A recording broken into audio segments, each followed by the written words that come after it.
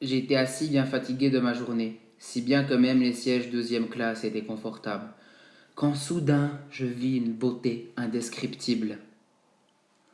L'émotion était si forte que j'en oublia toute la fatigue que j'avais accumulée au fil de la journée. Lorsque je rentrai dans cet avion, ma préoccupation principale fut tout d'abord de trouver ma place, ensuite de savoir avec qui j'étais assise. C'est là que je vis le t-shirt avec des fleurs, jeans troués, lunettes de soleil. Il avait l'air bien prétentieux. Et en plus, il me regardait avec le même air qu'un imbécile lorsqu'il voit une fille.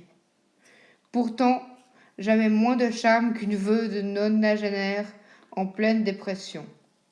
Avec mes cernes, mon air fatigué, mes joues gonfles et mes cheveux décoiffés, c'est-à-dire. Lorsqu'elle me vit, la première chose qu'elle me dit fut Monsieur, je crois que vous avez ma place là. ce à quoi je lui répondis poliment. Dommage que je ne puisse pas savoir votre cœur, même si je l'aimerais. Je le trouvais si lourd, si prétentieux. Fallait bien admettre quand même qu'il était beau gosse. Et sous ses airs un peu stupides, il avait l'air quand même gentil. J'hésite, comment vous dire. Mais oui, allez-y, madame. Flavio, voyageur, amateur et passionné, toujours en quête d'expériences aussi splendides que vous. L'heure n'est pas aux présentations. Et en plus, je n'en ai guère l'humeur. Cette politesse de façade doublée d'une séduction, pas du tout subtile. Cette louderie digne d'un éléphant ivre et obèse dans un magasin de porcelaine, moi, ça ne m'attire pas du tout. J'attendais un ami à l'aéroport, quand soudain il m'appela. Il ne pouvait pas m'amener. J'étais décidément doublement embarrassé parce que je m'étais fait démasquer par cette douce dame et j'allais devoir payer un taxi. C'était l'été, on était arrivé à l'aéroport international de Malte. Il faisait chaud, très chaud. Climat méditerranéen estival, quoi. Je voulais aller chez ma tante, mais personne ne pouvait m'amener. Donc je dus prendre un taxi. Il n'en reste plus qu'un. À l'intérieur de celui-ci, un maltais bien baraqué. Il parlait fort dans une langue qui me faisait penser à un savant mélange d'arabe, de langue latine et d'anglais. Il s'agissait du maltiche, un argot local mélangé de maltais et d'anglais. Je lui parlais en français, qu'il arrivait à comprendre.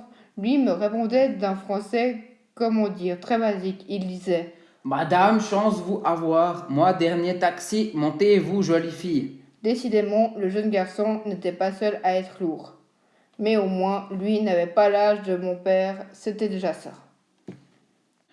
Je cherchais un taxi, je n'en trouvais pas. J'en vis un d'un coup qui était en train de démarrer, je lui fis des grands signes. Il s'arrêta, ouvrit la fenêtre et me dit Monsieur, moi pas pouvoir vous prendre ici. Trop complet, fini. Allez, monsieur, prenez-moi, je vais juste au casse-casse. C'est à 20 minutes, à peine en voiture. Je vous payerai un supplément. Tout d'un coup, je la vis. Elle me vit, puis elle me répondit Bon, il va au même endroit que moi. Prenez-le, monsieur, s'il vous plaît. C'est vrai qu'il était lourd, mais j'allais pas le laisser comme ça. Et puis, sous ses airs de gros con, il me faisait secrètement craquer. Mais je devais faire comme si de rien n'était. Et puis, j'avais ma fierté. Je n'allais pas me laisser draguer par le premier lourdeau du coin. Non mais. Allez, monte dans ce taxi, monsieur l'éléphant, ivre. Tu me revaudras ça. On arriva à l'hôtel. La gérante de l'hôtel nous accueilla un peu brutalement. Madame, il n'y a plus qu'une chambre pour 2 personnes. Je suis désolée, mais d'habitude on n'a pas de clients à 7 heures. Alors inutile de nous regarder avec cet air désespérément pathétique. Merde, je vais me cotiner ce lourdin toute la soirée. Merde, je l'ai dit à haute voix. Sympa, l'accueil, dire que j'allais lui payer un verre pour la remercier. Bon, le lourdeau monte déjà, prenez l'argent madame. Je paye pour les deux. Merci pour les clés et l'accueil très chaleureux.